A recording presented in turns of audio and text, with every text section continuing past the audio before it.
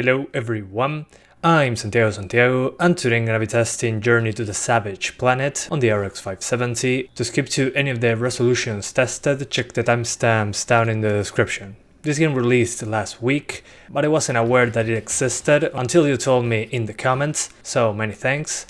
This is an Unreal Engine 4 game, and so far it was pretty easy to tweak. The most demanding option so far was shadows, so consider tweaking that first. After that, lowering effects and post-processing together gave me another decent boost in performance. To sum it up, my advice here is to lower shadows, post-processing and effects together to get the easiest performance improvement. You might want to keep shadows above medium for them to look great with decent performance, and effects on medium or higher to get the screen space reflections on screen. It's all up to personal preference and your GPU at that point. On the CPU's side, you don't need much for this at all. A modern quad-core CPU is more than enough to maintain 60 frames if your GPU can handle it. There's low VRAM usage too, so if you have a card with more than 2 gigs of VRAM, you can already max out the texture quality. For the testing I played until I got to the place with tons of vegetation, if possible some effects as well. And that's where I usually see the performance drop in Unreal Engine 4 games. This was no exception. In comparison to the snow area, the places with tons of grass, enemies and trees gave me pretty much half the frame rate, especially with combat added to the mix due to the effects that happen when enemies explode, so consider using these areas to tweak the game. But yeah, not much else to say, the game runs pretty well, all things considered, and that's about it. Thank you guys for watching and see you next time.